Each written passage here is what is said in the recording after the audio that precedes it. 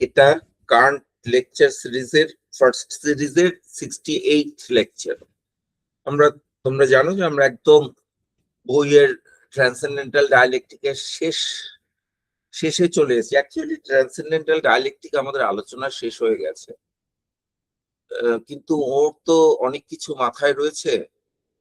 তোমরা ওর এটা ভাবছেন যে তিনি এথিক্সের কথা বলবেন, এস্থেটিক্সের কথা বলবেন, অন্যান্য দিকের কথা বলবেন, এবং শুধুমাত্র যে পিওর রিজনের অ্যাপ্লিকেশন এটুকুর মধ্যেই ওর চিন্তা সীমাবদ্ধ নয়। অন্য ফিল্ডে উনি কথা বলছেন না, কিন্তু অন্য ফিল্ডে কি মেথডে গিয়ে এটা আর একটু পরিষ্কার হবে। ট্রান্সেন্ডেন্টাল মেথডে গিয়ে অন্য ফিল্ডে যে সমস্ত কথা আছে, সেই সমস্ত কথা মানে অন্য ফিল্ডে যেভাবে রিসার্চ হয় তার মেথোডোলজি কি, সেই সম্বন্ধে উনি কথা বলছেন বা বলবেন, তার গ্রাউন্ডটা উনি তৈরি করছেন। এই জন্য অ্যাপেন্ডিক্স হিসাবে দুটো সেকশন উনি জুড়ে দিয়েছেন ট্রান্সেন্ডেন্টাল ডায়ালেকটিকের সঙ্গে। তার প্রথম সেকশনটা আজকে পড়বো, বড় সেকশন, আমাদের হয়তো আজকে শেষ হবে না, যতটা হয় পড়ি। এখানে ইনি কি বলছেন, পেজ 590। আচ্ছা, অর্পিতা যদি দেখাতে পারো তো দেখাও, তোমার যদি সুযোগ থাকে।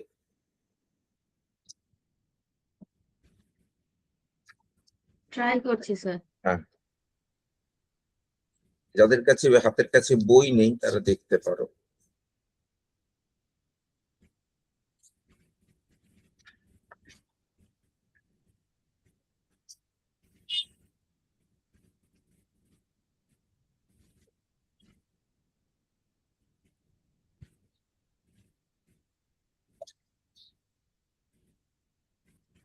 এই সেকশনটার নাম দিয়েছেন, সেকশনটা খেয়াল করে দেখবে কোনো নাম্বার নেই, কিন্তু নাম দিয়েছেন on the regulative use of the ideas of pure reason. যেমন আমরা যে কোনো জিনিস যখনই কান্টের পড়তে শুরু করি ব্যাকগ্রাউন্ডটা বলি, এখানে সেরকম ব্যাকগ্রাউন্ডের কিছু কথা বলা দরকার, তাহলে তোমরা খুব সহজেই সেকশনটা বুঝে যাবে, না হলে কিছুতেই বুঝতে পারবে না। দেখো, কান্টের একটা হায়ারার্কি আছে, কান্টের চিন্তার বা যে ধরনের কথা বলছেন তার মধ্যে একটা হায়ারার্কি আছে, একটু বড়।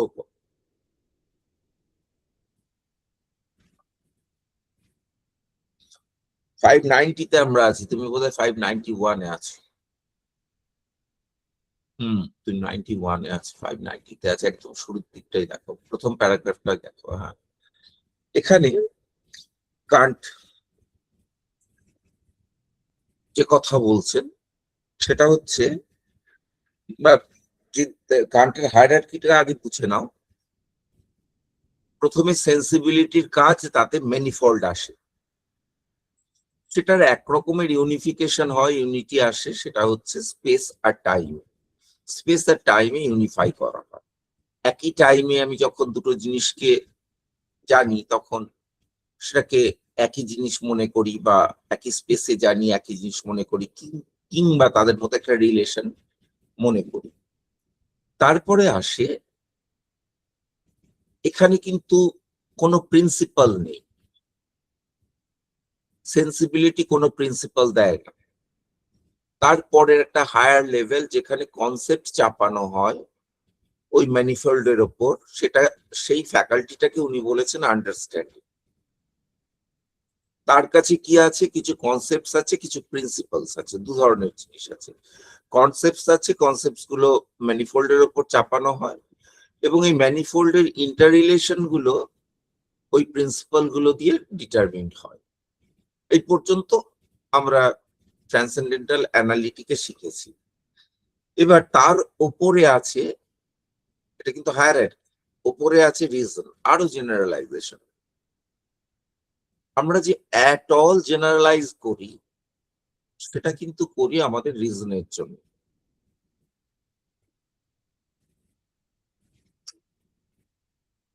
বিষয়টা এরকম যে কনসেপ্ট গুলো কান্ট বলেছেন স্পন্টেনিয়াসলি বস্তুর ওপর চেপে যায়,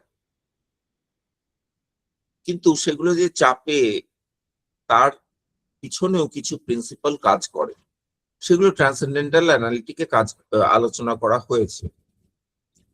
কিন্তু এই কনসেপ্ট গুলোর আবার হায়ারার্কি আছে, সেটা কিসে আলোচনা করা হবে? সেটা তো ট্রান্সেন্ডেন্টাল অ্যানালিটিক আলোচনা করা হবে। সেই হায়ারার্কিটা কে ঠিক করে? সেটা করে রিজন। তাহলে রিজনের কাছে কি আছে? কনসেপ্টস নেই, রিজনের কাছে আছে আইডিয়াস। আইডিয়া গুলো দেখো, কান্টের ওই এ প্লাস বি সি, কান্ট সবসময় ক্যাটেগরাইজেশন করছেন, এটাও খেয়াল রাখতে হবে। ক্যাটেগরাইজেশন করছেন যখন জাজমেন্ট বা ক্যাটেগরি গুলোকে ক্লাসিফাই করছেন, তখন তিনি বলছেন এ বি দুটো রকমের হয়, দুটোকে মেলালে একটা টাইপ হয় সি। এখানেও সেরকম কথা বলবেন, পরে গিয়ে আসছি আমরা সেই কথায়। কিন্তু আইডিয়াস আর কনসেপ্টস এর মধ্যে কি পার্থক্য সেটা আমরা আগে বলেছিলাম, তবু আবার বলছি যে কনসেপ্টস গুলো জেনারেল। যেমন আমার concept of table, concept of man, concept of what ever, flower, concept of red, এগুলো জেনারেল। আইডিয়াস গুলো at the same time, ideas are at the same time general and particular. Manifold মানে particular. একটা particular ও general হতে পারে, অন্যভাবে সেটা বলবো আমরা। এক্সপিরিয়েন্সের লেভেলে বা এক্সপিরিয়েন্সিয়াল ওয়ার্ল্ডে হয় না, কনসেপচুয়াল লেভেলে হয়, সেটা পরে বলবো। কিন্তু পার্টিকুলার, আমরা বরাবর পার্টিকুলার আর জেনারেলের পার্থক্যটা করে এসেছি। তো কনসেপ্ট গুলো জেনারেল, কিন্তু আইডিয়াস গুলো আবার অন্য রকমের।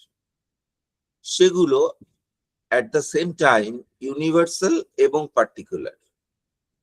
জেনারেল বলছি না, ইউনিভার্সাল আর পার্টিকুলার। কনসেপ্ট গুলো ইউনিভার্সাল এবং জেনারেল, আইডিয়া গুলো ইউনিভার্সাল আর পার্টিকুলার। যেমন আইডিয়া অফ গড পার্টিকুলার, একটাই গড, কিন্তু সেটাই আবার ইউনিভার্সাল, কারণ তার বাইরে নেই, সিঙ্গুলারিটির মতো।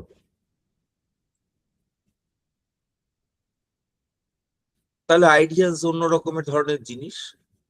আইডিয়াস গুলো কনসেপ্ট নয়, কনসেপ্টের আইডিয়ার মধ্যে স্পষ্ট পার্থক্য করেছেন কান্ট।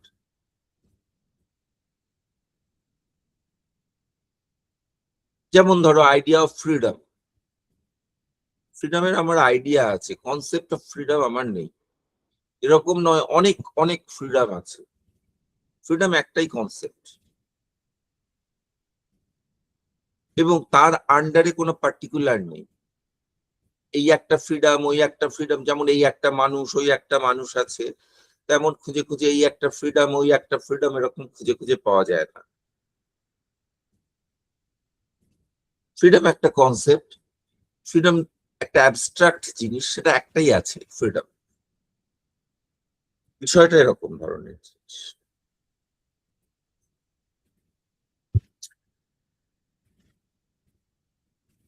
উনি আগেই পার্থক্য করেছেন কনস্টিটিউটিভ ইউজ আর regulative use of ideas.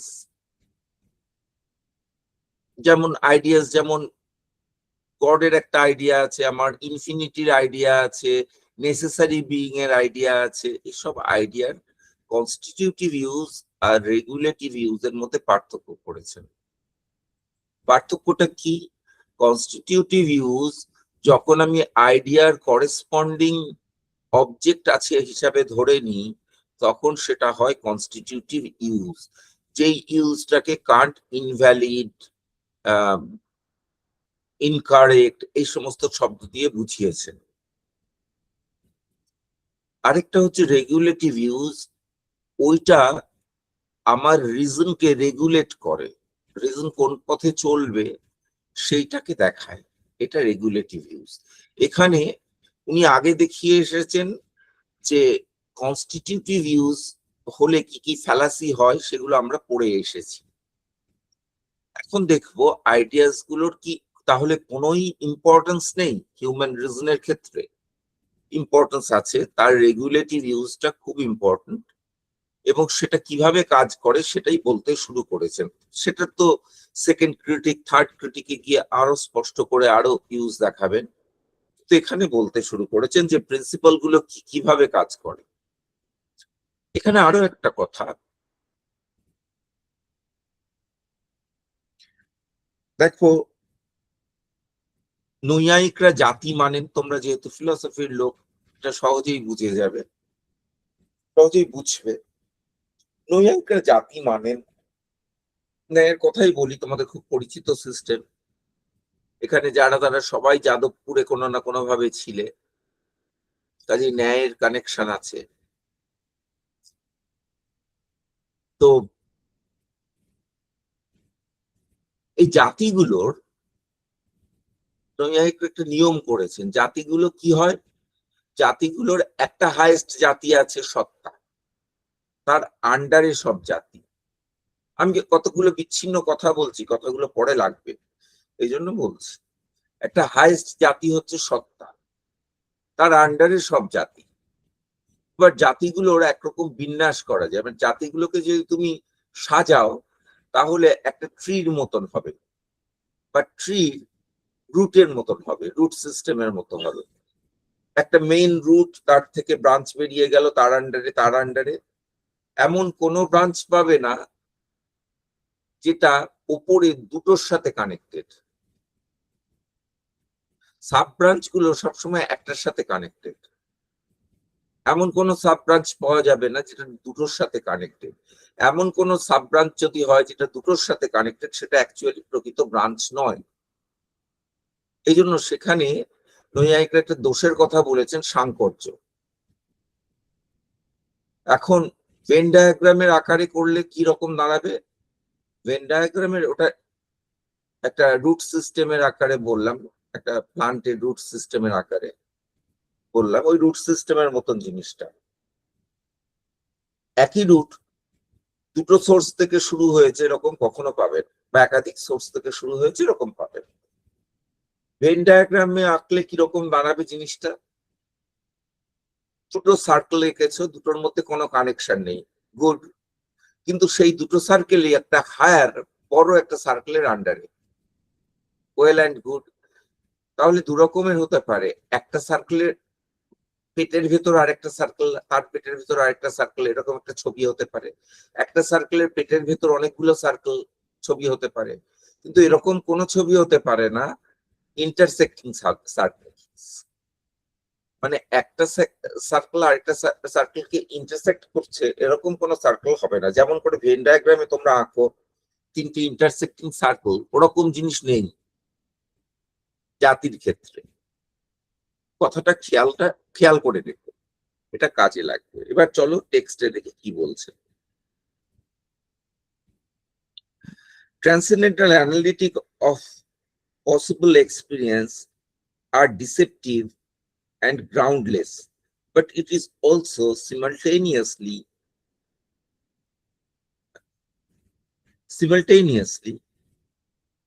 teaches us this particular lesson. কি শেখায় transcendental analysis? That human reason has a natural propensity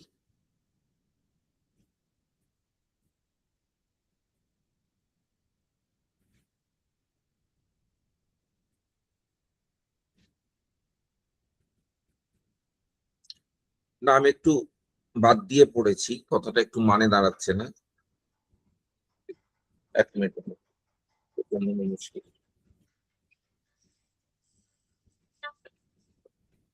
হ্যাঁ, হ্যালো,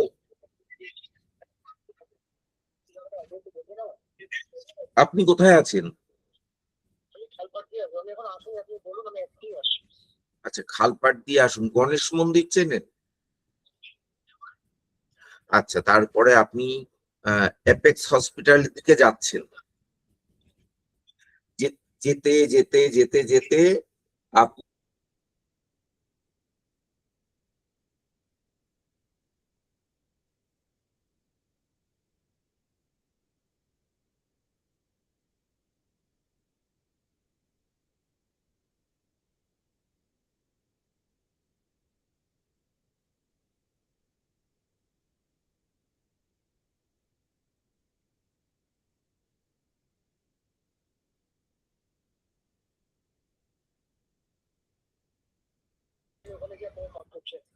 আর কল করতে হবে না, মা ফার্নিচারে গিয়ে আপনি বলুন জয় জয় বলুন, জয় মা বলবেন না, তাহলে কেউ বেরোবে না, শুধু জয় বলুন।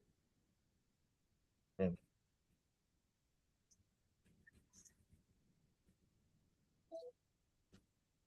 আচ্ছা, আরেকবার পড়ছি, সেটা হচ্ছে transcendental analytic, namely that all inferences that would carry us out beyond the field of possible experience are deceptive and groundless. The transcendental analytic বলেছে আমাদের পসিবল এক্সপিরিয়েন্সের বাইরে চিন্তা করলেই সেটা গ্রাউন্ডলেস হয়ে যাবে, ভালো কথা।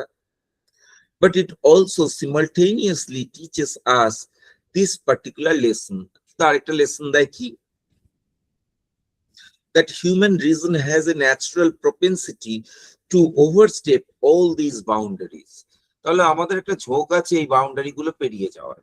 ট্রান্সেন্ডেন্টাল অ্যানালিটিকে আমাদের বলে দিয়েছে, এবং ট্রান্সেন্ডেন্টাল ডায়ালেক্টিকে দেখেছি আমরা কোথায় কোথায় আউটস্টেপ করি। And that transcendental ideas are just as natural to it as the categories are to the understanding. তাহলে আমাদের কিছু ট্রান্সেন্ডেন্টাল আইডিয়াসও আছে, যেমন আমাদের মানে ট্রান্সেন্ডেন্টাল অ্যানালিটিকে যেমন আমাদের ক্যাটেগরি গুলো আছে, ন্যাচারালি আছে, ঠিক তেমনি আমাদের ন্যাচারালি কতগুলো আইডিয়াস আছে। এখন কনসেপ্টস এর ক্যাটেগরির, কনসেপ্ট বা ক্যাটেগরির করেসপন্ডিং অবজেক্ট আছে, পার্টিকুলার আছে, কিন্তু আইডিয়ার করেসপন্ডিং পার্টিকুলার নেই। যদি মনে করা হয় আছে, তাহলে সেটা একটা ফ্যালাসি হয়, ট্রান্সেন্ডেন্টাল একরকম ফ্যালাসি হয়। সেটা হচ্ছে constitutive use of those ideas. Although with this difference, that just as the categories lead to truth, that is, to the agreement of our concepts with their objects, the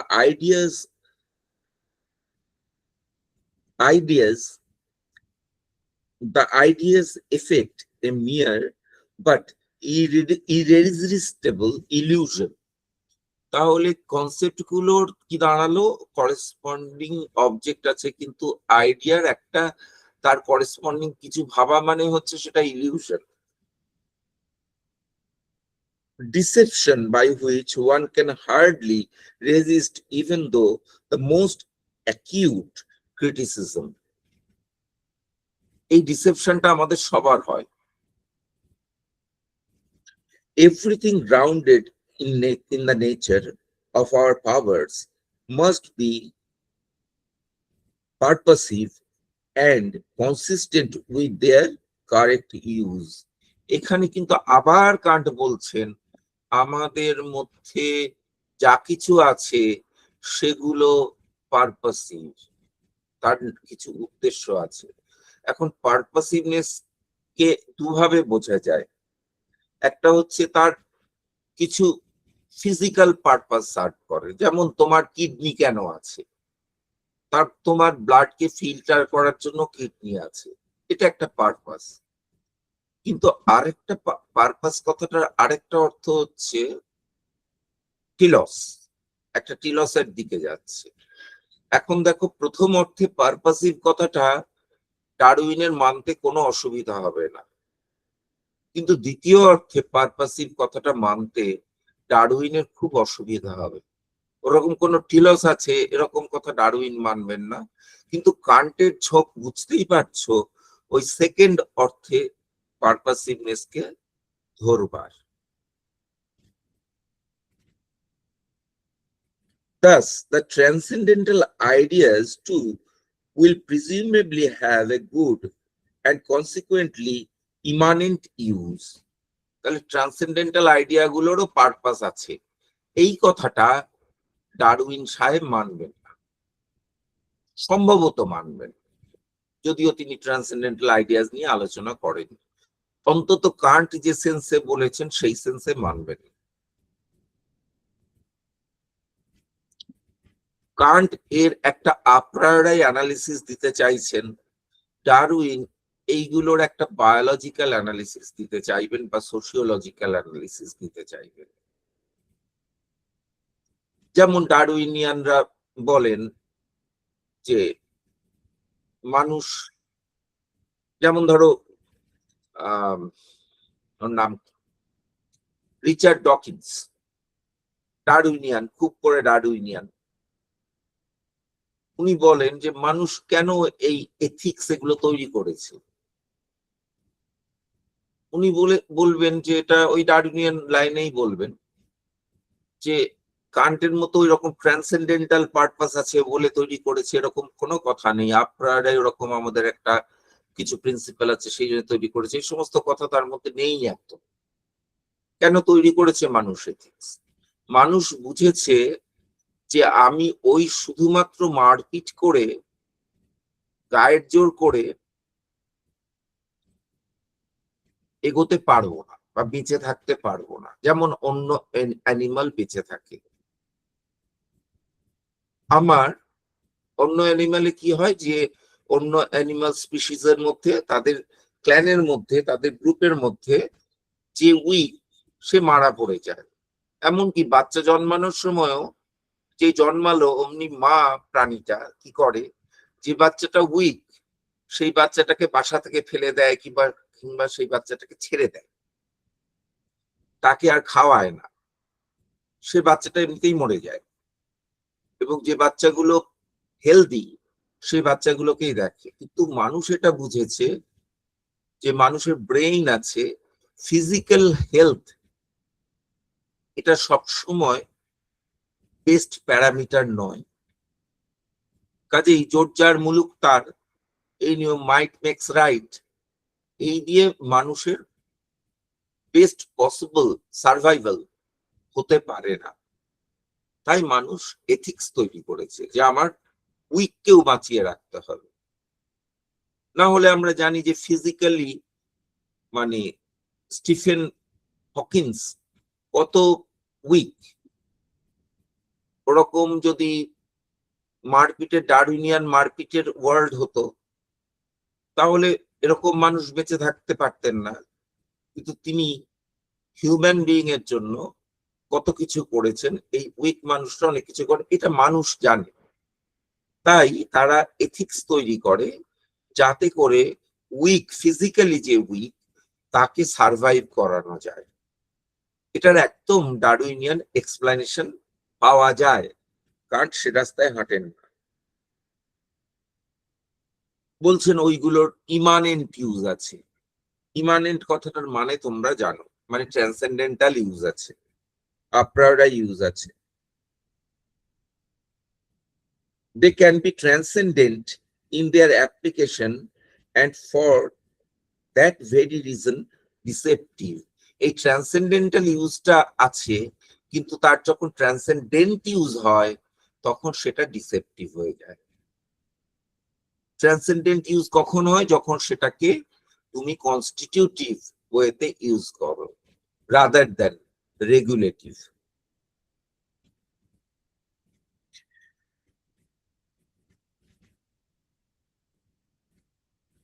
For in regard to the whole of possible experience, it is not the idea itself, but only its use that can be either extravagant, transcendent, or indigenous, immanent.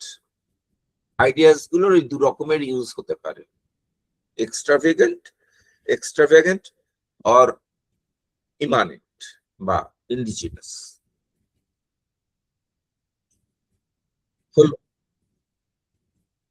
Reason never, পরের paragraph, reason never relates directly to an object, but solely to the understanding and by means of it to reason's own empirical use. Hence, it doesn't create any concepts of objects, but only orders them and gives them that unity which they can have in their greatest possible extension, that is in relation to the totality of series.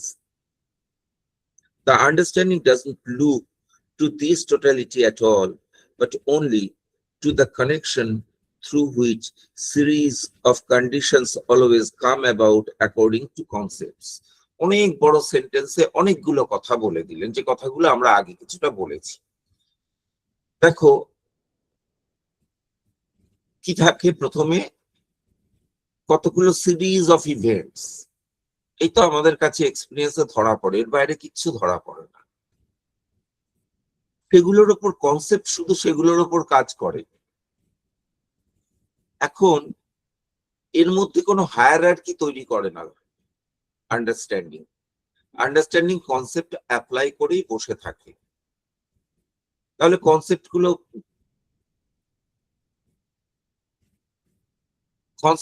Directly ওই অবজেক্টের ওপর বা সিরিজের ওপর applied হয়, কিন্তু এই কনসেপ্টগুলোর ওপর কোনো হায়ারার্কি আন্ডারস্ট্যান্ডিং অ্যাপ্লাই করে না।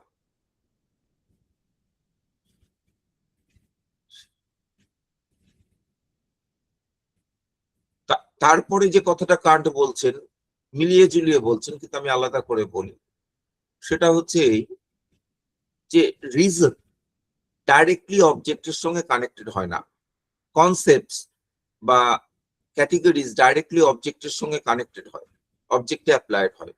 রিজনের আইডিয়াস গুলো ডাইরেক্টলি অবজেক্টের উপর অ্যাপ্লাইড হয় না। রিজনের প্রিন্সিপাল গুলো সেরকম। তার মানে কি বোঝা যাচ্ছে, এটা একটা রিজনের আইডিয়াস গুলো এবং প্রিন্সিপালস গুলো আরো হায়ার অর্ডারের। তার মানে কনসেপ্টের ম্যানিফোল্ড কি, আন্ডারস্ট্যান্ডিং এর কাছে অবজেক্ট কি বা কনসেপ্টের ম্যানিফোল্ড কি, সেটা হচ্ছে ইনটুইশন বা গিভেন সিরিজ। আর রিজনের সামনে যেগুলো আসে, রিজন যেগুলো নিয়ে কাজ করে, সেগুলো কি, সেগুলো কনসেপ্টস। তাই জন্য বললাম এই তিনটের মধ্যে, সেন্সিবিলিটি, আন্ডারস্ট্যান্ডিং আর রিজনের মধ্যে একটা হায়ারার্কি আছে। তাহলে রিজন কনসেপ্টস নিয়ে খেলা করে, কনসেপ্টস মানে আন্ডারস্ট্যান্ডিং এর কনসেপ্টস নিয়ে খেলা করে, তাহলে আন্ডারস্ট্যান্ডিং এর কনসেপ্টস গুলো রিজনের কাছে অবজেক্ট। এই জন্য বললাম এখানে ওই অবজেক্ট কনসেপ্ট কন্টেন্ট বাইনারি, এটা কিন্তু অন্যরকম হয়ে যায়। কারণ এখানে রিজনের কাছে কনসেপ্ট গুলো আসলে কি, আন্ডারস্ট্যান্ডিং এর কাছে কনসেপ্ট গুলো ফর্ম, অবজেক্ট গুলো ম্যাটার। রিজনের কাছে ঠিক আরেকটা লেভেলে উঠে গিয়ে কনসেপ্ট গুলো ম্যাটার, আইডিয়াস গুলো ফর্ম। এই কথাটা এখানে বললেন। দাঁড়াও, হ্যাঁ হ্যালো, দিয়েছেন? ও, লোক পেয়েছেন? হুম, দেখছি। আপনি কোন কোম্পানির লোক?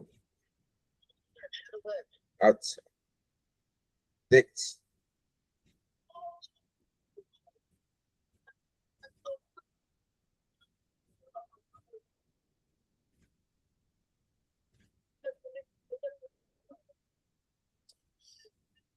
একান্ন 34।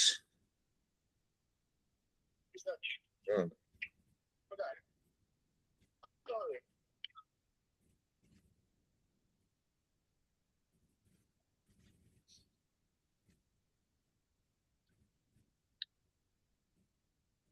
আচ্ছা, তাহলে কি বলছে?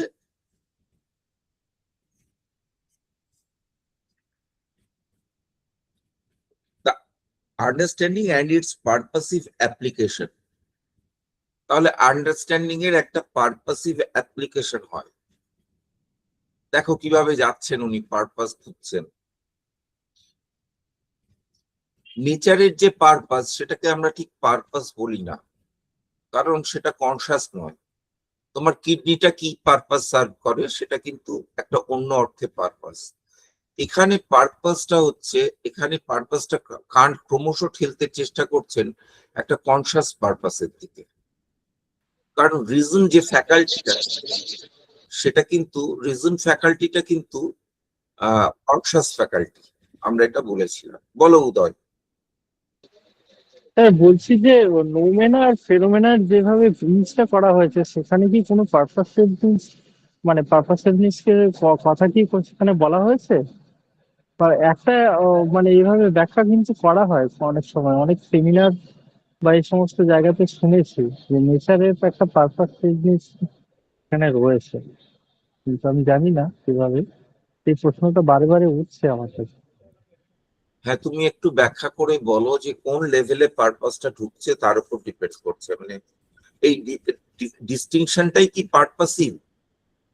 Answer no. হ্যাঁ, এরকমটাই অনেকটা। মানে আমি প্রলয়ঙ্কর স্যারের একটা লেকচারে এরকম শুনেছিলাম, সেখানে এরকম ভাবে, কারণ কিভাবে নোমেনা আর ফেনোমেনার মধ্যে মানে এই ব্রিজটা পসিবল হচ্ছে, এটা তো একটা বড় কনফিউজিং জায়গা রয়েছে। তো সেখানে নেচারের এই জায়গাটা একটু দেখা হয়। আমি জানি না এখানে এরকম আদৌ কি কোনো ব্যাখ্যা রয়েছে কিনা। দেখো, এর মধ্যে কোনো পারপাস নেই। আমাদের এক্সপিরিয়েন্সিয়াল ওয়ার্ল্ডটা হচ্ছে ফেনোমেনা, আমাদের পসিবল এক্সপিরিয়েন্সের ওয়ার্ল্ডটা হচ্ছে ফেনোমেনা, আর তার বাইরের ওয়ার্ল্ডে যেখানে আমাদের থট যেতে পারে, বাইরের ওয়ার্ল্ডটা, সেটা হচ্ছে নোমেনা। আরেকটা নোমেনার অর্থ হচ্ছে থিংস ইন দেমসেলভস, সেটার ওয়ার্ল্ডটা নোমেনা। এই ডিস্টিংশন করার মধ্যে কোনো পারপাস নেই।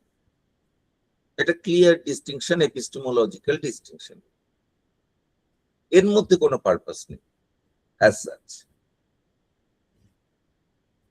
ধরো এইটুকু তুমি বুঝলে যে আমাদের জ্ঞানটা, আমাদের জগতের জ্ঞান এই জগতের মধ্যেই সীমাবদ্ধ, আমাদের এক্সপিরিয়েন্স, পসিবল এক্সপিরিয়েন্সের মধ্যেই সীমাবদ্ধ। তার বাইরে যা কিছু চিন্তা, যাকে রেফার করে, সেটা হচ্ছে নোমেনা। আরেকটা হচ্ছে যদি কিছু স্বয়ং সৎ বস্তু থাকে, সেটাও নোমেনা। এটুকু বলার মধ্যে তো কোনো পারপাস নেই। আমি কোনো পারপাসের কথা কি বললাম? এটুকু বলার মধ্যে কোনো পারপাস নেই। পারপাস আসে একটা অন্য জায়গায়, সেটা আসবো, বা আমরা আসবো না পুরোপুরি, কারণ আমাদের, আমরা সেইভাবে এথিক্স এই সিরিজে আলোচনা করব না। এথিক্স, এস্থেটিক্স আমরা অন্য 2-3 সিরিজে আলোচনা করব। আমরা কি খুঁজতে চাই? কান্ট শুরু করছেন, দেখো স্টেপ বাই স্টেপ কান্ট ওদিকে ঠেলছেন আমাদের। আমরা একটা কালেকটিভ ইউনিটি খুঁজতে চাই। হ্যাঁ, আমাদের তো রিজন, আমাদের আন্ডারস্ট্যান্ডিং এক রকমের ইউনিটি দেয়, সেই ইউনিটিতে আমরা স্যাটিসফাইড নই। সহজ কথা বলতে আমরা গ্রেটার ইউনিটি খুঁজি। যেমন আমি খুঁজলাম, খুঁজে পেলাম, আমাদের একটা ঝোঁকি আছে গ্রেটার ইউনিটিতে যাওয়ার। আবার উল্টো ঝোঁকও আছে ক্লাসিফাই করার। আমি মানুষ, একটা ইউনিটি পেয়েছি, মানুষ একটা স্পিসিস,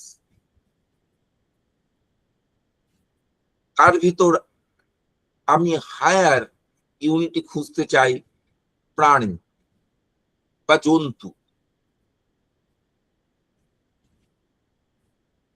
জীব, এরকম হায়ার ইউনিটিতে যেতে পারি।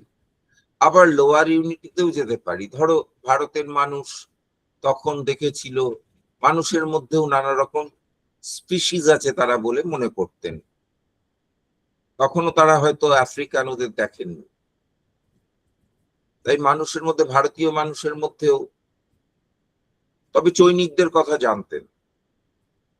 অন্য কন্টিনেন্টের কথা জানতেন কিনা খুব স্পষ্ট করে আমি বলতে পারি না, অনেক গ্রন্থে আছে অন্য, সেগুলো হয়তো পরে লেখা হয়েছে। অনেক জানো তো প্রাচীন গ্রন্থ বলে, যেমন উপনিষদ, পুরাণ, কত পুরাণ তুমি শেষ করতে পারবে না, সেগুলো পরে লিখে ঢুকিয়ে দেওয়া হয়েছে বলে বলা হয়েছে যে এটা প্রাচীন গ্রন্থ। আসলে সেগুলো প্রাচীন গ্রন্থ নয়। তো এরকম অনেক জল মেশানো আছে, সুবিধা মতো মানুষ লিখেও নিয়েছে। কিন্তু তখনকার দিনে তথাকথিত হিন্দুরা, হিন্দুদের মধ্যেও আবার সাব স্পিসিস করেছে, ব্রাহ্মণ, ক্ষত্রিয়, বৈশ্য, শূদ্র। তারপর বর্ণ সংকর, যেমন সাংকর্য পড়েছে তেমন বর্ণ সংকর, তাদের নিয়ে কি করবে সেটা বুঝতে পারেনি, কারণ ওরকম তো হয় না। অথচ হয়েছে যে একই স্টেম থেকে একাধিক, মানে একই রুট একাধিক স্টেম থেকে বেরিয়েছে, এরকম তো হয় না। একই স্টেম থেকে একাধিক রুট বেরোতে পারে, কিন্তু একাধিক রুট একই স্টেম মানে একই স্টেম থেকে একাধিক রুট বেরোতে পারে, কিন্তু একটা রুট একাধিক স্টেম থেকে বেরিয়েছে এরকম তো হয় না। কিন্তু বর্ণ সংকর গুলো ওরকম ধরনের জিনিস যে একটা রুট একাধিক স্টেম থেকে বেরিয়েছে, সেটা নিয়ে কি করবে সে নিয়ে তাদের মাথা খারাপ হয়ে গেছে সেরকম ভাবে। কিন্তু ইন জেনারেল আমরা স্পিসিস যেমন ওদিকে হায়ার ইউনিটির দিকে যাই, তেমন তেমনি লোয়ার ক্লাসিফিকেশনের দিকেও যাই। এবং কান্ট বলবেন পরে, আমি একটু পরের গল্প আগেই বলে দিচ্ছি, যে ক্লাসিফিকেশনে আরেকটা দিক আছে, আমি করি তাদের, আবার বুঝি এই দুটো একই লেয়ারের জিনিস।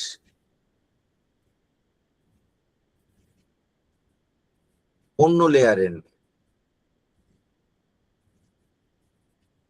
এইভাবেও বুঝি।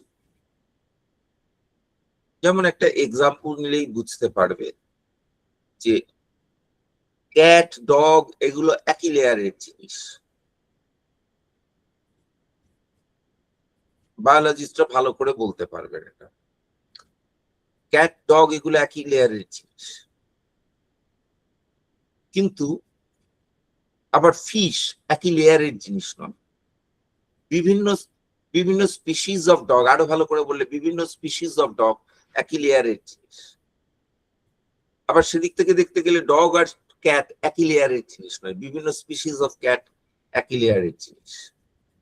জিনাসটা একই ক্যাট, তাহলে ওখানে ইউনিটির দিকে গেলে ক্যাট ডগ ইউনিটির দিকে গেলে, কিন্তু স্পিসিসের দিকে যখন তুমি ডাইভার্সিটির দিকে যাচ্ছ তখন তুমি এটা ভাববে পামেরিয়ান ডগ, ওটা স্পিটস, ওটা ডোবারম্যান ইত্যাদি ইত্যাদি, এটা রোডেশিয়ান, এরকম তুমি ডগের বিভিন্ন স্পিসিস পাবে। কিন্তু এই যে পেলে, এরপরেও কান্ট আরেকটা কথা বলেছেন যেটা খুব ইন্টারেস্টিং কথা, খুব ক্যাজুয়ালি বলে গেছেন, এটা কোনোদিন কমপ্লিট হবে না। হ্যাঁ, একটা লেভেলে তুমি পৌঁছাতে পারবে না, সেটা কি, যার আন্ডারে কোনো ইনস্টান্স নেই সেই লেভেলে পৌঁছে যেতে পারবে। আমি ভাঙতে ভাঙতে এমন লেভেলে পৌঁছে গেলাম যার কোনো ইনস্টান্স নেই, সেটা হবে না, সেরকম কনসেপ্ট হয় না।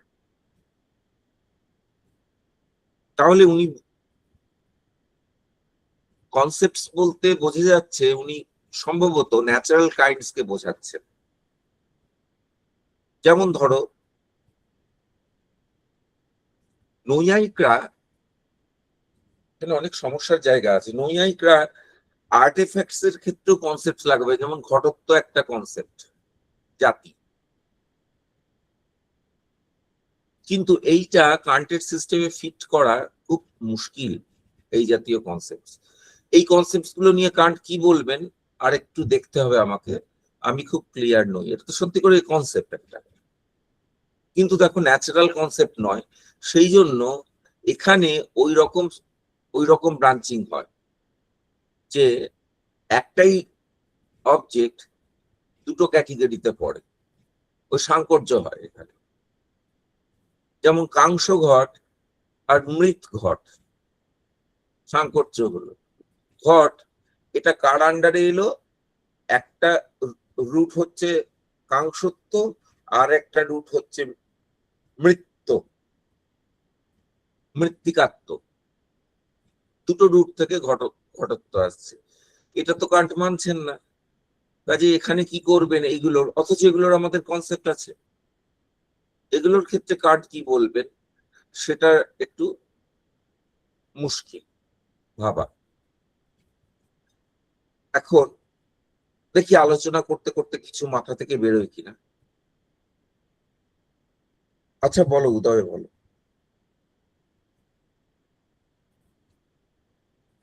হ্যাঁ উদয়, হাত তুলে আছো, বলো। স্যার এই প্রশ্নটাকে আমি আরো মানে একটু বেশি পড়াশোনা করে তারপরে আমি করবো, একটু অগোছালো হয়ে গেল, আরো প্র্যাকটিস করবো পরে, মানে নেক্সট ক্লাসে আমি এটা নিয়ে একটু পড়াশোনা করে তারপরে আপনাকে জিজ্ঞেস করবো স্যার। আচ্ছা ঠিক আছে। তাহলে এবার হাত নামাও, আবার যখন প্রশ্ন আসবে হাত তুলো। এখন হচ্ছে, এখন কান্ট এখানে আরেকটা ইন্টারেস্টিং কথা বলেছেন যে অনেক জায়গায় এরকম হয় যে আমি এইটার পরে ভাবলাম এইটা হলো তার, এটা জিনাস, এটা স্পিসিস, কিন্তু আমরা ফার্দার রিসার্চে দেখতে পারি, এটা এক্সপিরিয়েন্স দিয়ে পেতে পারি ফার্দার রিসার্চে, ওই জিনাস আর স্পিসিস এর মাঝখানে একটা স্পিসিস আছে, ওই স্পিসিসটা আসলে ওই জিনাসের ডাইরেক্ট স্পিসিস নয়, সাব স্পিসিস। যেমন ধরো ধরো একটা আমি কাল্পনিক একটা বলছি, আমি ভাবলাম ডগের আন্ডারে হচ্ছে স্পিচ, এটা এক রকমের ডগ। তো এমন হতে পারে যে এক ধরনের ডগ হলো যে একটা গ্রুপ আছে তার মাঝখানে, যেমন ধরো বড় লোমালা ছোট ডগ, পামেরিয়ান, স্পিচ, এগুলো নিয়ে একটা স্পিসিস আছে, তার আন্ডারে পড়ে পামেরিয়ান, স্পিচ। আবার একদল আছে উলফ গোছের ডগ। আমি কিন্তু ডগের প্রথমেই ক্লাসিফিকেশন করেছিলাম বিভিন্ন রকমের ডগ, তারপরে দেখলাম না, মাঝখানে এক রকমের স্পিসিস আছে। এক ধরনের হচ্ছে লোমালা, তার কি নাম হবে জানি না, লোমালা ছোটখাটো ডগ, বড় লোমালা। আর একটা হচ্ছে উলফ গোছের ডগ, যেরকম ধরো উলফ গোছের ডগ বলতে ওই যেমন ধরো ওই যেগুলোকে বলে, কি বলে, হাস্কি স্যার, হাস্কি। হাস্কি আছে, তারপর আরেকটা আছে খুব এখানে দেখা যায় ওই যে জার্মান শেপার্ড। জার্মান শেপার্ড আছে, এরকম আর কি, অ্যালসেসিয়ান, জার্মান শেপার্ড, হাস্কি, যেগুলো উলফ গোছের ডগ। তো এগুলোর হয়তো একটা ওরকম স্পিসিস আছে, তার আন্ডারে এরা পড়ে। তাই কান্ট বলছেন এই যে ক্লাসিফিকেশনটা, এটা কখনো শেষ হবে না। শেষ হবে না মানে কি, এর নিচে যে আরো বেরোবে আরো বেরোবে, সেই দিকটা কান্টের ঝোঁক নয়। কান্টের ঝোঁকটা হচ্ছে মাঝে আরো বেরিয়ে যেতে পারে। এটা আরেকটা জিনিস দিকে ইন্ডিকেট করে, খুব ইন্টারেস্টিং, যেটা প্যালিওন্টোলজির ক্ষেত্রে ইম্পর্টেন্ট। তোমরা জানো, আমরা জানি যে বানর আর আমাদের, চিম্পাঞ্জি আর আমাদের অ্যানসেস্টার একই। আমরা বানর জাতীয় একরকম প্রাণী থেকে এসেছি। ওদিকে চিম্পাঞ্জি আমাদের জেঠতুতো পিস্তুতো ভাই, আর আমরা ওই যাদের থেকে এসেছি তারা সব কোথায় গেল? দেখা গেছে নিয়ান্ডারথেল আছে, পিথেক্যান্থ্রোপাস আছে, সিনান্থ্রোপাস আছে, নিয়ান্ডারথেল আছে, অস্ট্রালোপিথেক আছে, তারপরে আমরা। কিন্তু মাঝে যে দেখা যাচ্ছে যে এই একটা স্পিসিস থেকে আরেকটা স্পিসিসের যেটা চেঞ্জ হয়, সেই চেঞ্জটার পরিমাণ, ধরো আমি ধরে নিচ্ছি ফর আর্গুমেন্টস সেক 2% চেঞ্জ হয়, কিন্তু মানুষ হওয়ার মাঝখানে চেঞ্জটা দেখা যাচ্ছে 50% বা 40% চেঞ্জ, 30% চেঞ্জ। তার থেকে একটা থিওরি আছে প্যালিওন্টোলজি এবং বায়োলজিতে, যে মিসিং লিঙ্ক ধরে নেওয়া হচ্ছে, মাঝে ওই 2% করে চেঞ্জ হতে হতে এই মানুষ পর্যায়ে এসেছে, ওই লিঙ্ক গুলো হারিয়ে গেছে, তাদের ফসিলও খুঁজে পাইনি আমরা, অথচ তারা ছিল, এটা সায়েন্টিস্টরা মনে করেন। কান্ট যেটা কথা বলছেন সেটা কিন্তু এইটার দিকে ইন্ডিকেট করে। কান্টের সময় এই মিসিং লিঙ্ক কনসেপ্টটা সম্ভবত ছিল না, পরে এসছে, কিন্তু কান্ট ওই কনসেপচুয়াল অ্যানালিসিসেই বলছেন যে ওই রকম স্পিসিস মাঝে থাকতে পারে। কারণ এখানে ওরকম কোনো ট্রান্সেন্ডেন্টাল মেথড নেই যা দিয়ে আমি এটার কমপ্লিটনেস বলে দেবো যে ওটার থেকেই লজিক্যালি এটা ফলো করে, মাঝখানে কিছু হতে পারে। কাজে মাঝখানে সবসময় পসিবিলিটি থেকে যাবে, এইটা কান্ট বলছেন। Accordingly, I assert that transcendental ideas are never constitutive use, are never of constitutive use, so that the concepts of certain objects should thereby be given. তাহলে কনস্টিটিউটিভ ইউজ কখনোই হবে না আইডিয়া গুলো, কারণ সেখানে কোনো অবজেক্টকে পাওয়া যাবে না। And in case one so understands them, they are merely sophistical, dialectical concepts. তাহলে কেউ যদি কনসেপ্টটাকে ইউজ করে সেটার নাম দিচ্ছেন কান্ট, যার কোনো অবজেক্ট থাকবে না সত্যি করে, সেটাকে সফিস্টিক্যাল আর ডায়ালেকটিক্যাল কনসেপ্ট বলে কান্ট বলবেন। এগুলো কারেক্ট কনসেপ্ট মানে কোনো কাউকে রিপ্রেজেন্ট করে না। On the contrary, however, they have an excellent and indispensably necessary regulative use. এই কনসেপ্ট গুলোর আবশ্যিক ব্যবহার আছে, সেটা কিরকম ব্যবহার? রেগুলেটিভ, namely that of directing the understanding to a certain goal, respecting which the lines of direction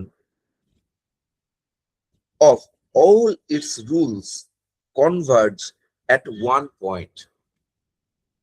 তাহলে ওইটার কি কাজ আছে? ওগুলো করে কি, আন্ডারস্ট্যান্ডিং কে গাইড করে, এবং আন্ডারস্ট্যান্ডিং এর যত রুল আছে, যত কনসেপ্ট আছে, সেটাই ওয়ানে ইউনিটিতে এসে কনভার্জ করে যাবে।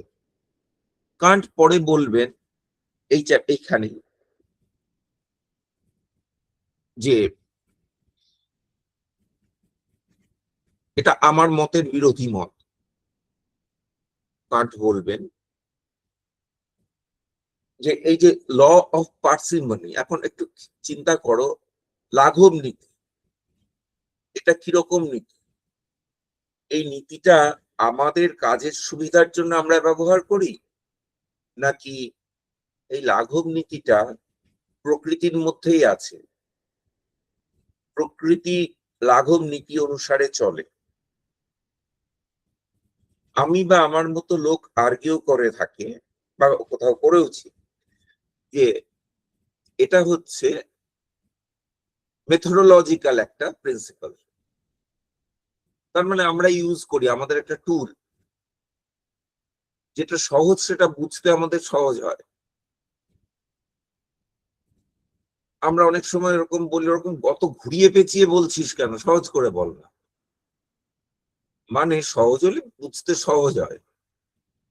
এই যে কান্ট এত ঘুরিয়ে পেঁচিয়ে এত কথা বলছেন, জায়গায় জায়গায় বিরক্তি লাগে, কথাটা তো অনেক সহজ করে বলে দেওয়া যেত।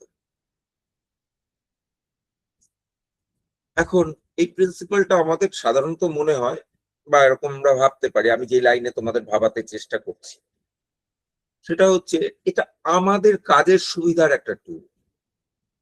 নেচারের মধ্যে এরকম কিছু নেই, নেচারটা হতে পারে খুব কমপ্লেক্স,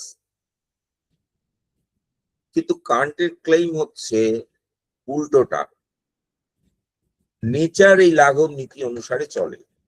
তার সপক্ষে বক্তব্য আছে, কান্ট যে যুক্তি দেবেন অবশ্যই সেই যুক্তি আপনারাই যুক্তি, কিন্তু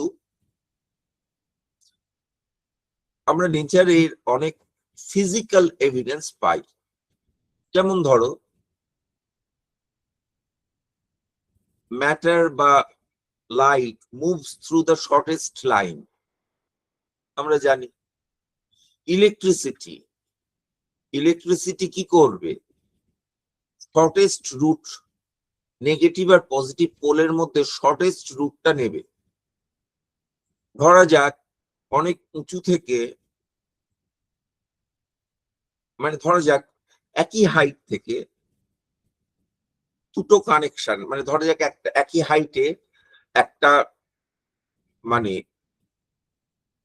এরকম ভাবে বলি, একটা বাড়ির ছাদে আর্থিং করা আছে, তামা দিয়ে আর্থিং করা আছে, এবং সেই ছাদে একজন মানুষ দাঁড়িয়ে রয়েছে। মানুষের আর্থিংটা যে হাইটে রয়েছে মানুষের হাইটটা তার থেকে বেশি, এখন বাজ পড়লে মানুষটাকে কিন্তু ধরবে, বাজটা আর্থিংটাকে ধরবে না, যদি ওখানে তামা দিয়ে আর্থিং করা আছে, কারণ ও শর্টেস্ট রুটটা নেবে।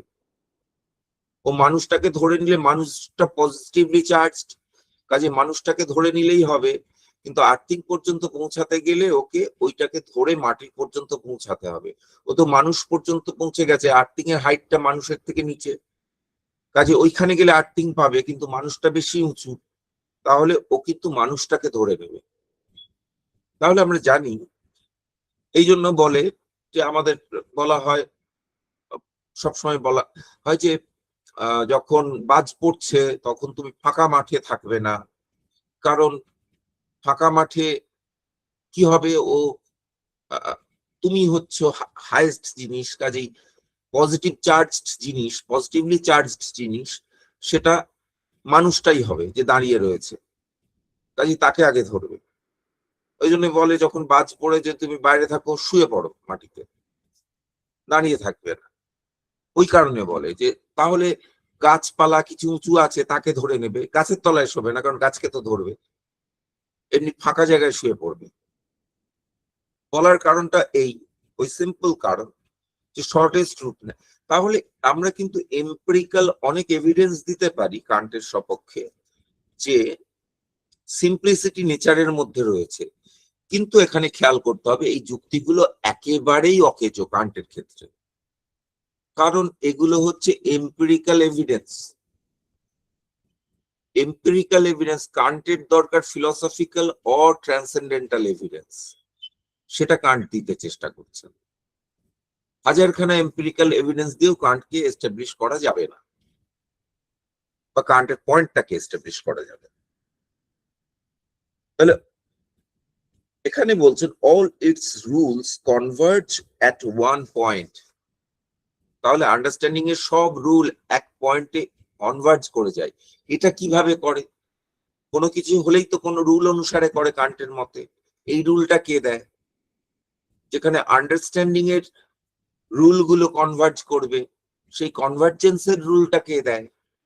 সেটা একটা হায়ার অর্ডার লাগবে, সেটাই হচ্ছে রিজন। দিস, একেবারে লাস্ট লাইনটা পড়ছি এই পাতার, this unity of reason always presupposes an idea, namely that of the form of a whole of cognition. সব কগনিশন নিয়ে সবই আমার জ্ঞান, এরকম তো একটা হয়। সর্বজ্ঞর একটা কনসেপ্ট আছে, সব আমার জ্ঞান, এরকম একটা কনসেপ্ট আছে,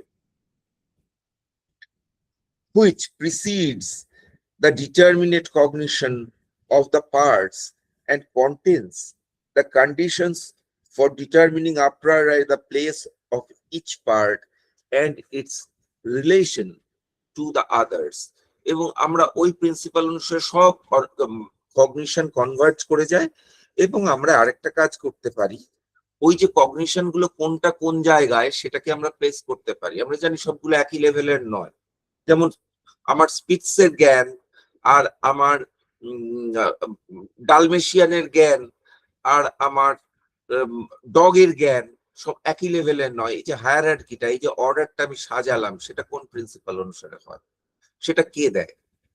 আমি তো সাজাতে পারি, কি করে, কেন সাজাতে পারি? দেখো, সাজাতে পারি, আমি এম্পিরিক্যালি সাজাতে পারি, কান্টকে সহজেই মুখের ওপর উত্তর দিয়ে দেওয়া যায়, উত্তর হবে, কারণ সত্যি করে আমরা এম্পিরিক্যালি সাজাই, ওটা তো সাজাতে গেলে এম্পিরিক্যাল এক্সপিরিয়েন্স লাগবে, তো হবে না। হবে না এই কারণে যে এই যে আমার আর্জ, সাজানোর আর্জটা, এটা কোথা থেকে আসে, কেন সাজাতে হবে, এইটা, এই প্রিন্সিপালটা আমি বুঝি, সাজানোর প্রিন্সিপালটা, যে ওইগুলো একটা অর্ডারে আছে। এটা না হলে আমি বুঝতাম স্পিডস একটা জিনিস, ঘট একটা জিনিস, টেবিল একটা জিনিস, ব্যাস হয়ে যেত। এই যে সাজানোর অর্ডারটা, এটা কিন্তু বায়োলজিস্টরা অন্যভাবে বুঝবেন। কান্ট বলছেন এই যে প্রিন্সিপালটা, এই প্রিন্সিপালটা কিন্তু ভেতর থেকে আসে, ওটা রিজন দেয়। Accordingly, this idea postulates, presupposes নয়, postulate. Postulate কোথায় বলেছেন? যেখানে প্রিন্সিপালটা নেসেসারি, যেখানে প্রিন্সিপালটা কন্ডিশনড, সেখানে সেটাকে বলা হয় অ্যাজাম্পশন। তাহলে পস্টুলেটস কথাটাকে আগেই ক্লিয়ার করে দিয়েছেন কান্ট। মানে তার মানে নেসেসারিলি প্রিসাপোজেস, নট অ্যাজিউমস।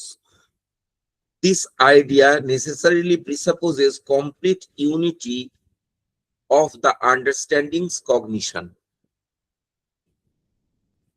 তাহলে এমন একটা আইডিয়া আছে যে আইডিয়া অনুসারে একটা কমপ্লিট ইউনিটি আন্ডারস্ট্যান্ডিং যা যা আছে, তার যত জ্ঞান আছে সেগুলোকে একটা কমপ্লিট ইউনিটির মধ্যে নিয়ে আসা যায়, through which this cognition comes to be not merely a contingent aggregate. তাহলে এটা ওখানে নেসেসিটি আছে, কন্টিনজেন্ট এগ্রিগেট নয়, but a system interconnected in accordance with necessary laws. এই যে বলে দিলে, একটা সিস্টেম যেটা নেসেসারি ল দিয়ে কানেক্টেড।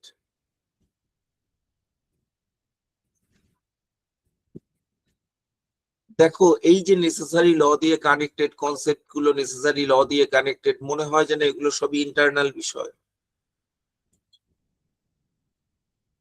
তো এগুলোকে কি করে এক্সটার্নাল করা যায়, এটা কান্টের সমস্যা। এখানে তো ট্রান্সেন্ডেন্টাল ডিডাকশন দেখাতে পারবেন না, অ্যাপারেন্টলি এগুলো ইন্টারনাল মনে হয়। Such concepts of reason are not created by nature. Rather, we question nature according to these ideas. একটু দু এক লাইন পরে কথাটা আছে। এই যে কনসেপ্টস অফ রিজন, যেগুলোকে আইডিয়াস উনি বলেছেন, এগুলো নেচার থেকে আসে না। রাদার আমরা নেচারকে বুঝি ওগুলো দিয়ে। ঠিক যেমন ভাবে উনি বলেছিলেন যে ওই সাবস্টেন্স, এই কনসেপ্টটা নেচার থেকে আসে না, নেচারকে বুঝি ওই কনসেপ্ট দিয়ে। ঠিক তেমনি এখানে বলছেন এই কনসেপ্ট অফ রিজনের কনসেপ্ট গুলো ওরকম, যে আমি হায়ারার্কিকে বুঝতেই পারবো না যদি আমার হায়ারার্কি আপনার কনসেপ্ট না থাকে, মানে আইডিয়া না থাকে। কিভাবে থাকবে সেভাবে বলবেন।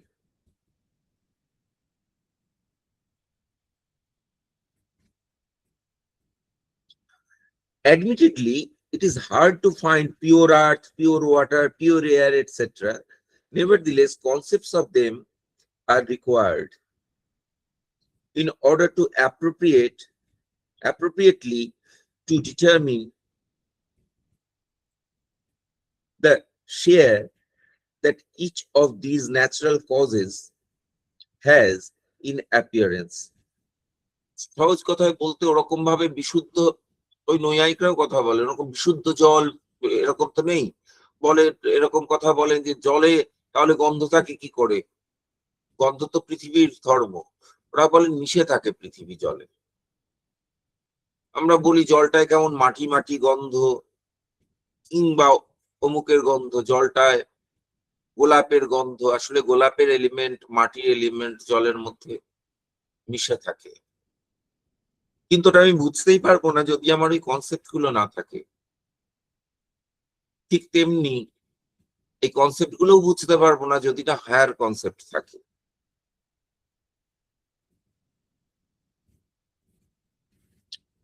পরের paragraph, if reason is the faculty of deriving the particular from universals, reason particular K universal থেকে derive করে,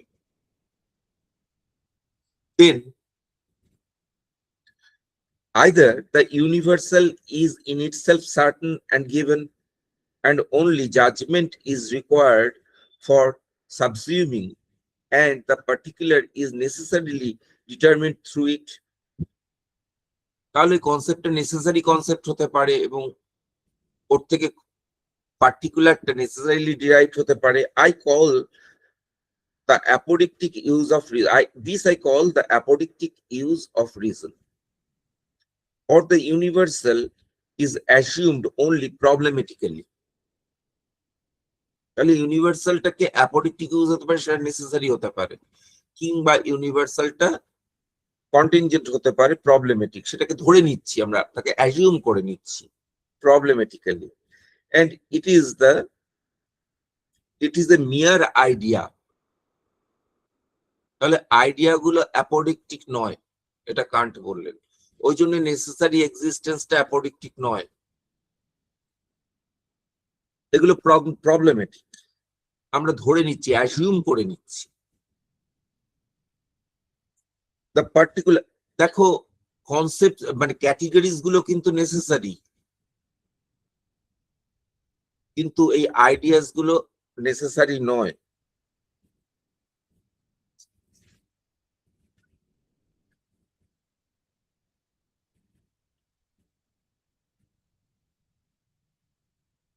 কোথায় ছিলাম? হ্যাঁ,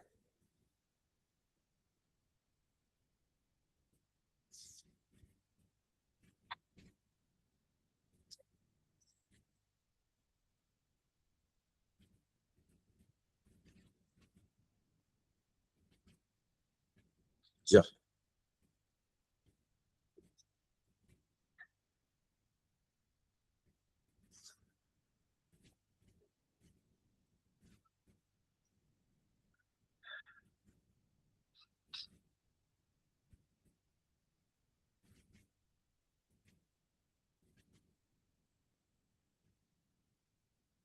This একদম last line, this I will call the hypothetical use of reason. যেখানে প্রবলেমেটিক ইউজ অফ রিজন হবে সেটা হবে hypothetical use. The hypothetical use on the basis of ideas as problematic concepts is not properly constitutive. এবার বলছেন এই hypothetical ইউজটা যেখানে আমরা assume করে নিই, যেগুলো পস্টুলেট হিসাবে গ্রহণ করি, সেটা কনস্টিটিউটিভ হতে পারে না। That is not such that if one judges in all strictness the truth of the universal rule assumed as a hypothesis thereby follows. This use of reason is only regulative, thereby approximating the rule of universality. তাহলে এগুলো যেন universal হিসাবে গ্রহণ করে নিতে হবে, এগুলো সত্যি করে ইউনিভার্সালিটি এই রুলগুলোর এইভাবে নেই। The hypothetical use of reason is therefore directed at the systematic unity of the understanding's cognitions, which however is the touchstone of truth for its rules. এটা বুঝতেই পারছো যে এটা ওই আন্ডারস্ট্যান্ডিং কে গাইড করে, সহজ কথায়। Conversely, systematic unity as mere idea, as mere idea is only a projected unity, which one must regard not as given in itself, but only as a problem.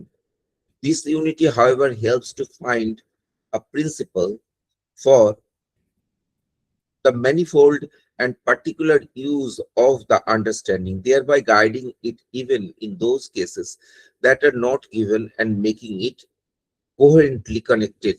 বলো অর্পিতা, হাত তুলছিলে? স্যার আমার যেটা লাগছিল যে universal গুলোকে যে আমাদের এভাবে ধরে নিতে হবে, গ্রহণ করে নিতে হবে বলা হচ্ছে, এটার যে বেসিসটা সেইটার ক্ল্যারিটি কতটা, মানে ঠিক মানে কানশিয়ান ফর্মে ফেলেই যে যে সেন্স অফ ইউনিভার্সালিটি সেই হিসাবে তো এটা করা যাচ্ছে না, ধরে হ্যাঁ নিতে হবে, এই জায়গাটা আমার খুব ভেগ লাগছে, ওই জায়গাটা যদি একটু ক্লিয়ার করে দেন। হ্যাঁ, দেখো ক্যাটেগরি গুলো একরকম, সেটা তো উনি দেখালেন লজিক্যালি ফলো করে, ওই জাজমেন্টের যে টেবল অফ জাজমেন্ট থেকে ফলো করে। কিন্তু আমার ফার্দার ইউনিভার্সালিটি লাগবে, মানে এমন এক কিছু কনসেপ্ট লাগবে, এখানে কনসেপ্ট বলেছেন, কথাটা ইউজ করেছেন, আসলে আইডিয়াস, এমন কিছু আইডিয়া লাগবে। এখানে যদি কনসেপ্ট রিয়েল সেন্সে ধরা হয় তাহলে আবার হায়ার ইউনিটি লাগবে, তাহলে অনবস্থা হয়ে যাবে। তাই জন্য ওখানে আইডিয়া গুলো আবার ওরকম জেনারেলাইজ করা যায় না, এই জন্য আইডিয়া হাইয়েস্ট। এখন ওই আইডিয়াটাকে ধরে নিতে হবে এই কারণে যে ওর তো প্রথমেই বলেছেন আইডিয়া গুলোর গিভেন অবজেক্ট নেই, অবজেক্ট গুলো নেসেসারিলি ফলো করে না তার থেকে। দ্বিতীয় কথা হচ্ছে এই আইডিয়া গুলো না ধরে নিলে তুমি যে ইউনিটিতে পৌঁছাচ্ছ কি করে পৌঁছাচ্ছ এইটা এক্সপ্লেইন করতে পারবে না, এই জন্য হাইপোথেটিক্যাল। আমি যেহেতু ইউনিটি করতে পারছি তাহলে একটা ইউনিফাইং আইডিয়া কিছু আছে, এটা এরকম ভাবে ধরে নিতে হবে। মানে যদি আমি ইউনিটিতে পৌঁছাই তাহলে এরকম কিছু একটা আইডিয়া আছে যেটা ইউনিফাই করে, এইভাবে ধরতে হবে হাইপোথেটিক্যাল। তুমি এরকম ডাইরেক্টলি বলতে পারবে না এগুলো নেসেসারিলি আছে।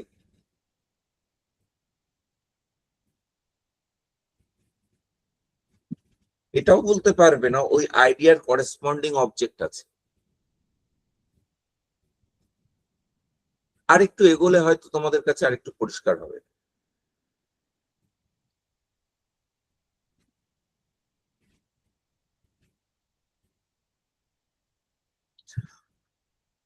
তাহলে এটা একটা প্রজেক্টেড ইউনিটি, এটা একটা প্রবলেম হিসাবে ধরছি, ধরে নিই এরকম ভাবে হয় এইভাবে।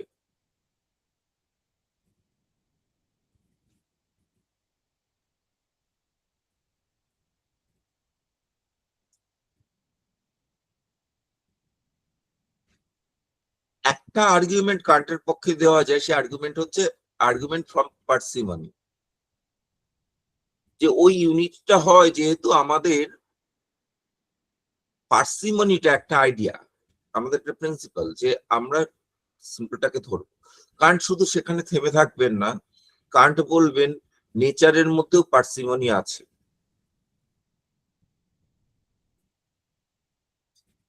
এটা বলতে গিয়ে কান্ট কিছুটা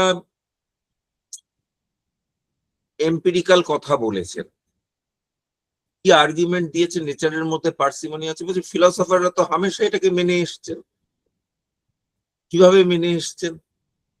যখনই তারা কোনো কিছুকে ক্যাটেগরাইজ করেছেন, যখনই তারা কোনো কিছুকে ক্লাসিফাই করেছেন, তখন কি করেছেন?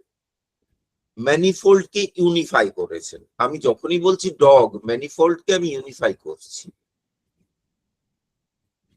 তার মানে আমি যেটা খুঁজছি নেচারের মধ্যে আমি অ্যাকচুয়ালি পার্সিমনি আছে বলে আমি অ্যাজিউম করে নিচ্ছি।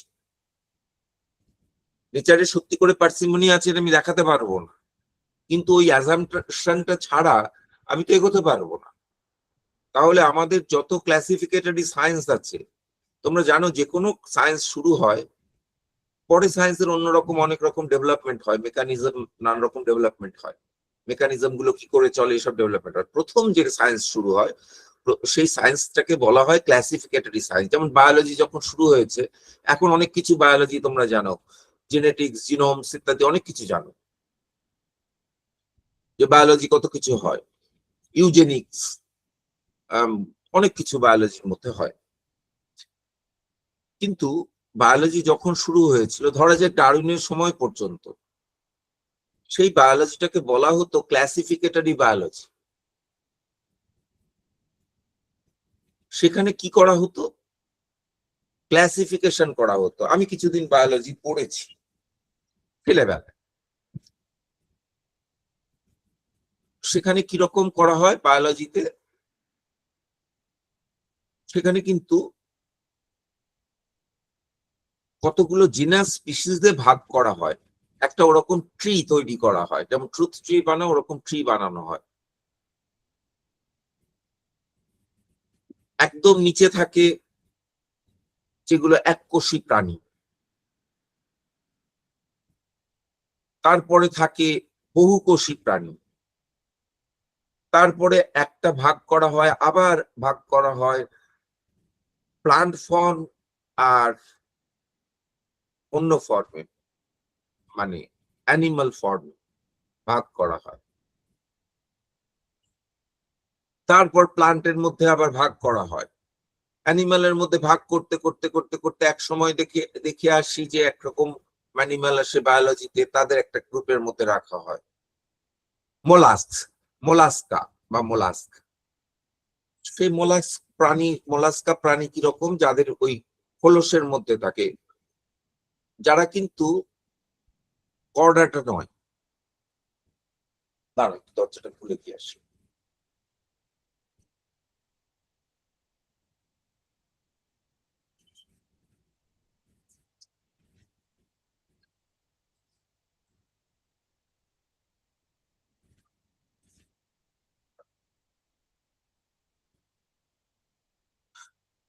যারা নন ভার্টিব্রেট,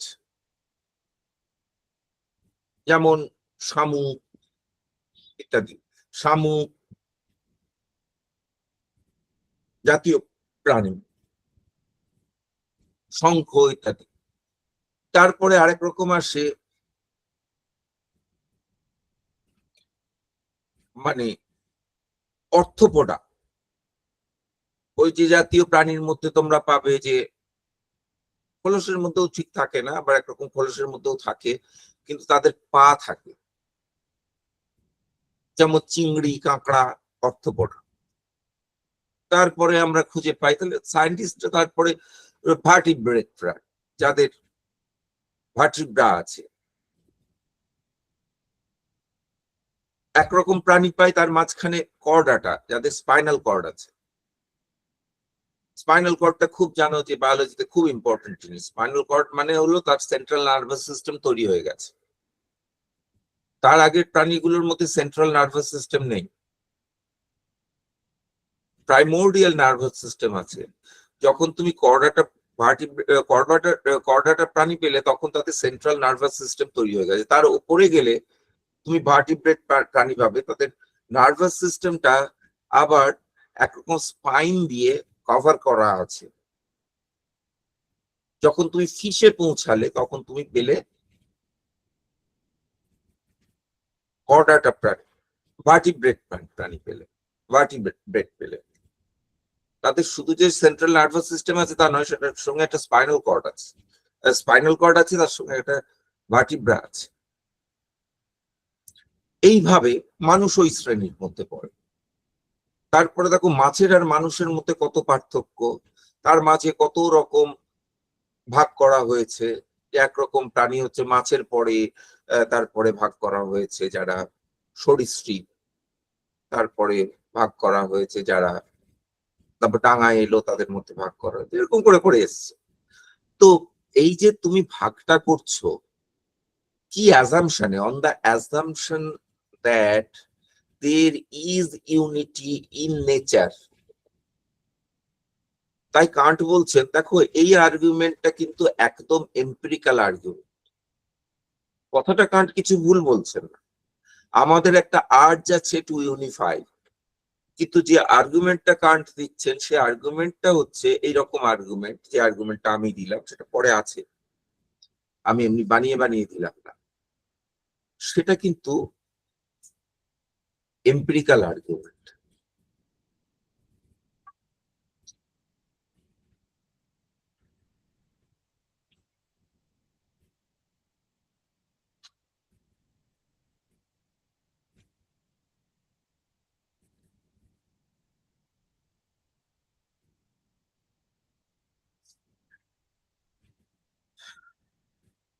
আচ্ছা হলো, এটা কোথায় ছিলাম? এখানে। This use of reason is only regulative, এই জায়গাটা পড়ছিলাম, approximating the rule to universality. আমরা সবসময় বেশি ইউনিভার্সালিটি পেতে চাই, কখনো বলতে পারবো না আমি হাইয়েস্ট ইউনিভার্সালিটি পেয়ে গেছি। পেলে সেটা একটা হাইপোথেটিক্যাল হবে।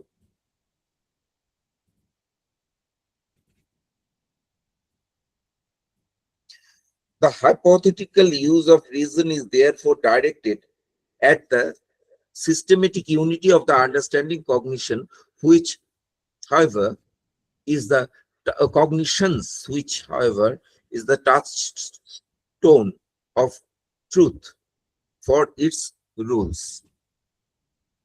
এটা বুঝতে পারছো, এখানে এই শব্দটা ইউজ করলেন কগনিশনস, এটা আমরা জেনারেলি ইউজ করি না ইংরেজিতে, আজকাল হচ্ছে interesting. only a projected unit, এই যে প্রজেক্টেড ইউনিটের কথা এখানে বলছেন, এই যে সিস্টেমেটিক ইউনিটটা একটা প্রজেক্টেড ইউনিটি আমরা আরোপ করি। তারপরে গিয়ে বলবেন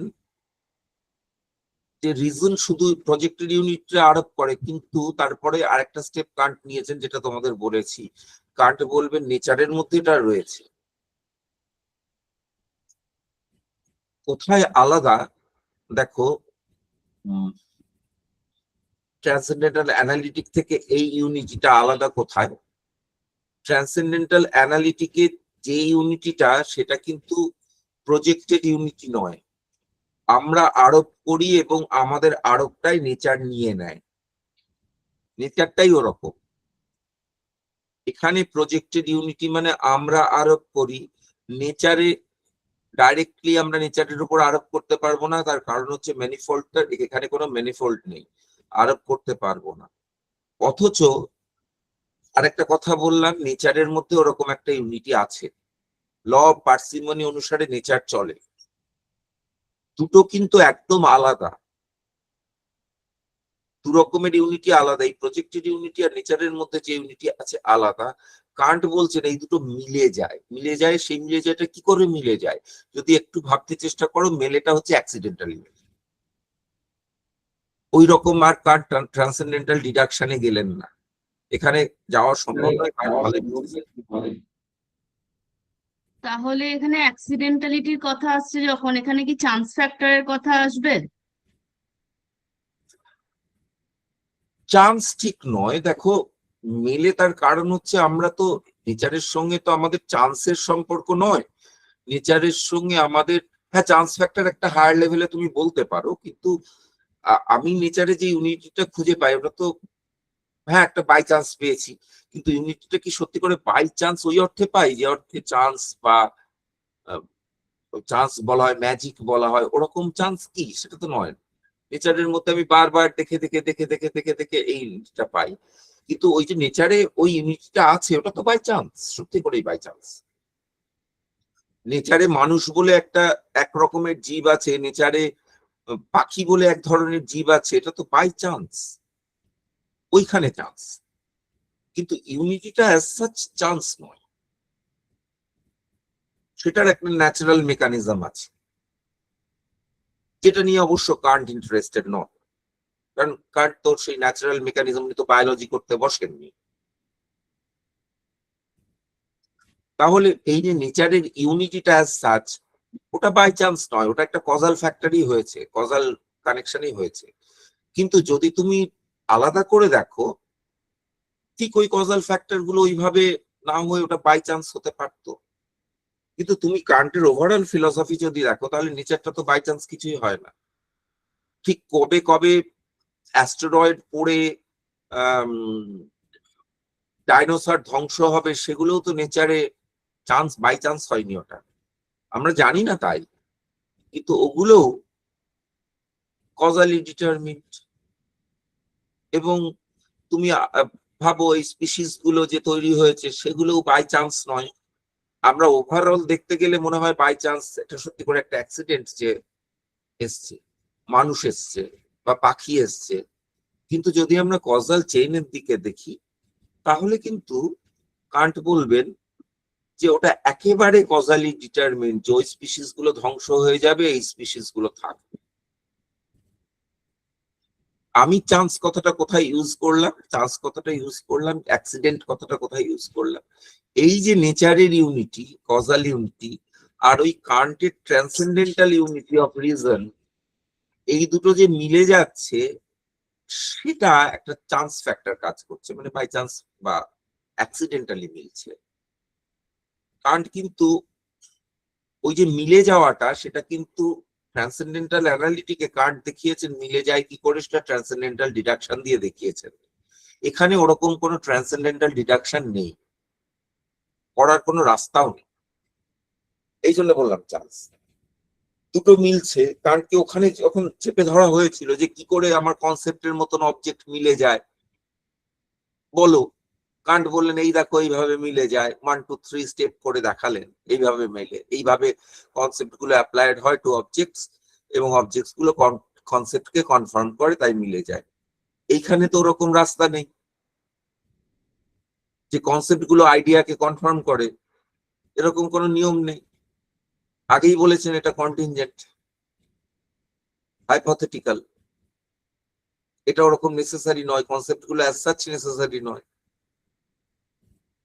ওইখানে কনসেপ্ট গুলো নেসেসারি ছিল, কাজে মেলাটা ডিডাকশন করে দেখানো যাচ্ছিল, এখানে ডিডাকশন করা যাবে না বলে কান্ট নিজেই বুঝতে পেরেছেন।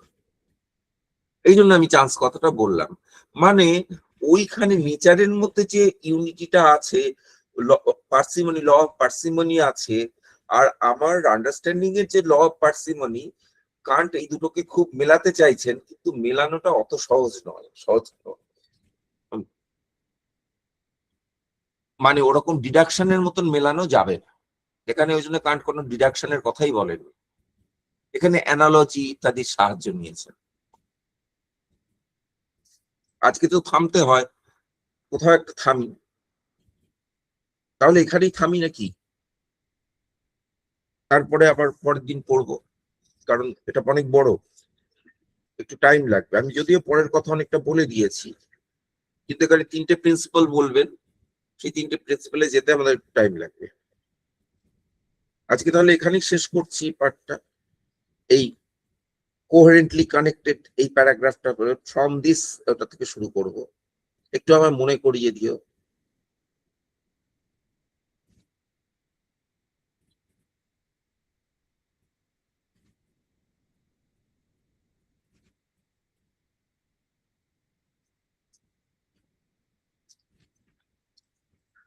যদি কোনো প্রশ্ন থাকে বলো, বলছিলে পরে প্রশ্ন উত্থাপিত হবে।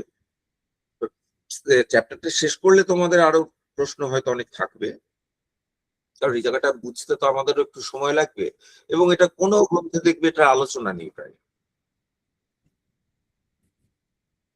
এটা একেবারে কাঠ ধরে ধরেই আমাদের বুঝতে হবে, সময় লাগবে, কারণ এটার উপর পুরোটা পরেরটা আমাদের দাঁড়িয়ে রয়েছে, কান্টের পরের ফিলসফি যা দাঁড়াবে, এটার থেকে তিনি এথিক্স এগুলো সব এস্টাবলিশ করবেন, তার জন্য এটাকে এইভাবে ইউজ করছেন, এবং এথিক্সে গিয়ে বলবেন গড, ওটা হচ্ছে, দেখো বিভিন্ন ঘরানার এথিক্স হয়, কান্ট তো আপনারা এথিক্স করতে চাইবেন, তাই তাকে মনে হচ্ছে গড বা ওরকম একটা একটা ওরকম ট্রান্সেন্ডেন্টাল কনসেপ্ট না হলে এথিক্সকে দাঁড় করাতে পারবো না তার তার সাহায্য ছাড়া, এবং তার রেগুলেটিভ ইউজ, ওই রেগুলেটিভ ইউজটা রেগুলেট করবে আমার এথিক্যাল লাইফ, সেটা ছাড়া হবে না। কিন্তু আবার যারা ডারউইনিয়ান তারা অন্যভাবে এথিক্স করবেন, যেভাবে আমি তোমাদের এক্সপ্লেন করলাম, যে রিচার্ড ডকিন্সের লাইন অফ থট, হারারিও ওইভাবে এক্সপ্লেন স্যার বলছি নেক্সট দিন যদি ডারউইন কোন সেন্সে ট্রান্সেন্ডেন্টাল এই ব্যাপারটাকে মেনেছেন, মানে ওনার মতে কনসেপ্টটা কি সেটা যদি একটু বলেন ভালো লাগবে। ডারউইন তো ট্রান্সেন্ডেন্টাল কনসেপ্ট নিয়ে আলোচনা করেন। না, আপনি বললেন না যে ডারউইন কান্টের এই জায়গাটার সাথে সহমত হতে পারেন। না, পারেন না, সহমত নন, মানে সহমত নন, উনি এটা নিয়ে আলোচনাই করছেন না, কিন্তু সহমত নন উনি, কারণ উনি তো, আমি বললাম না, ডারউইনিয়ান এক্সপ্লানেশনটা তো হবে শুধুমাত্র, দেখো কান্ট বলছেন একটা পারপাসিভনেস আছে, কিন্তু পারপাসিভনেসটাকে তিনি ওই রকম এথিক্যাল একটা টোন দেবেন, ওরকম একটা ট্রান্সেন্ডেন্টাল টোন দেবেন, কিন্তু ডারউইনের ক্ষেত্রে পারপাসিভনেসটা তো একদম অন্য রকমের, ফিজিক্যাল লেভেলের পারপাসিভনেস, সেখানে কোনো কনসিয়াস পারপাসিভনেস তো নয়, এখানে একটা কনসিয়াস পারপাসিভনেস এর একটা ব্যাপার আছে। তুমি এথিক্স করো কনসিয়াসনেস অনুসারে, গডও একটা কনসিয়াস বিং বা কনসিয়াসনেস ইটসেলফ, তো সেখানে পারপাসিভনেস, একটা কনসিয়াস বিং এর পারপাসিভনেস থাকে, কিন্তু তুমি যদি বা বলো যে সত্যি করেই পাখি তৈরি হয়েছে, পাখি উড়েছে আকাশে, এটার একটা পারপাসিভনেস আছে। ডারউইন পারপাসিভনেস শব্দটা সম্ভবত ইউজ করেননি, অন্য শব্দ ইউজ করেছেন। আমার এখন মানে আমার জানা নেই, ঠিকঠাক জানা নেই। কিন্তু ওই অর্থে তো পারপাসিভনেস মানবে না। তোমার কিডনির পারপাসিভ একটা পারপাস আছে, কিন্তু তোমার কিডনির পারপাসিভনেস ওই অর্থে কি পারপাসিভনেস, ওরকম একটা পারপাসিভ অর্থে কান্ট বলতে চাইছে। তাহলে ডারউইনিয়ান পারপাসিভনেস, যদি ডারউইনের মধ্যে পারপাসিভনেস লাগাও, সে পারপাসিভনেসটা একটা অন্য সেন্স, একদম অন্য সেন্স। ওটা কি ফাংশন করে, ফাংশনালিটি, এটাই পারপাসিভনেস। পাখির পাখা গজিয়েছে ফাংশনালিটির জন্য। ও গিরগিটি ছিল, একটা গিরগিটি ছিল, তো গিরগিটিটাকে ধরে খেয়ে নিচ্ছিল, ও আকাশে উড়ে যাচ্ছে, গেল মাচার একটা রাস্তা। এই অর্থে পারপাসিভনেস। ও কি ঠিক করে ভেবেছে একটা পারপাস নিয়ে যে আমি ডানা বানাই এবার? সেরকম তো নেই। কিন্তু কান্টের ক্ষেত্রে ওই রকম একটা পারপাসিভনেস এর দিকে কান্টের ছক, না হলে তো এথিক্স হবে না। কাজে ডারউইন থেকে একদম আলাদা হয়ে যাবে। ডারউইন রাদার পারপাসিভনেস, কান্টের পারপাসিভনেসটা হচ্ছে টেলিওলজিক্যাল। কান্ট টেলিওলজিক্যাল আর্গুমেন্টটাকে বাঁচিয়ে রাখলেন, একদম কাটলেন না, বললেন যে ওটার একটা পসিবিলিটি আছে, ওটা স্ট্রংগেস্ট আর্গুমেন্ট এতদূর পর্যন্ত বলেছে। কিন্তু ওটা দাঁড়ায় না, কারণ হচ্ছে যে যেহেতু ওটা অন্টোলজিক্যাল আর্গুমেন্টের উপর আলটিমেটলি দাঁড়িয়ে রয়েছে, অন্টোলজিক্যাল আর্গুমেন্টটা রং, তাই জন্য ওটা দাঁড়ায় না। কিন্তু ওইটাই স্ট্রংগেস্ট আর্গুমেন্ট, ওটাকে মানতে হবে, না দাঁড়ালেও ওটাকে মানতে হবে, ইত্যাদি ইত্যাদি। এই অর্থে পারপাসিভনেস। টিলস, তো টিলসটাকেই তো কাটছেন ডারউইন। ওখানে কোনো টিলস নেই, ওখানে ন্যাচারাল সিলেকশন দিয়ে হয়েছে। একদম দুটো ঘরানার এথিক্স হবে। যে জাতীয় এথিক্স এর কথা মানে ডারউইনিয়ান, যেমন ডকিন্সরা, রিচার্ড ডকিন্স এর মতন লোকেরা বলবেন, তার এথিক্স আর কান্টের এথিক্স একেবারে আলাদা, diametrically opposite to each other. যাই হোক, আজকে তাহলে এখানে শেষ করি। বুঝতেই পারছো আমরা ক্রমশ একটা প্রচন্ড জটিল জায়গায় ঢুকে পড়ছি, কারণ এথিক্স তো কান্টের একটা বিশাল বড় ফিল্ড, আর এথিক্স এর সঙ্গে তারপরে আছে আবার মানে এস্থেটিক্স এবং other field. Thank you all.